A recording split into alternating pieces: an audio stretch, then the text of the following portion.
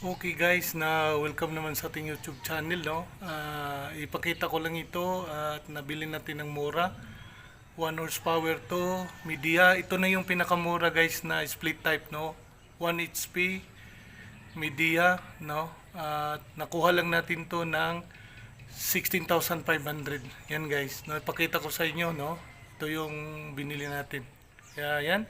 Pero bago ang lahat, huwag kalimutan i-like, share, and subscribe ang ating channel, Sir Dennis, para updated po kayo sa mga susunod na video.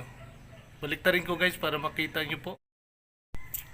Yan guys, yun yung media natin, no. Media Celeste po to, inverter, no. Napakamura po. Yan, kung sinong gustong bumili at magpa-install. Yan, 16,500 lang po yan nakuha natin. Yan. Mura na po yan guys. Sa iba guys ay 22, 23. Ito na po yung pinakamura guys na media na nabili natin, no. 1 HP to guys, no. Yan. Kaya maraming salamat sa mga comment na lang po kayo guys kung gusto nyo po at sa dito sa YouTube channel natin, at pa-share na lang, no, kung may mga kilala kayo po na gustong magpa install ng aircon. Media Celeste inverter, no, 1 horsepower.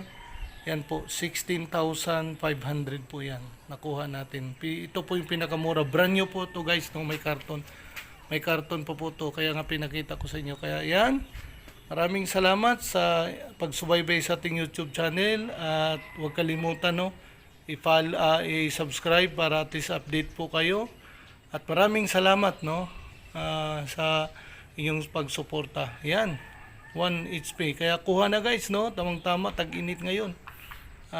Tamang-tama sa aircon na magamit natin, no, sa kwarto, sa sala o ano pa man. 1 HP to guys, oh, inverter. Yan, Celeste inverter split type. And then ito po yung 1 HP media. Maraming salamat and thanks for watching. Okay guys.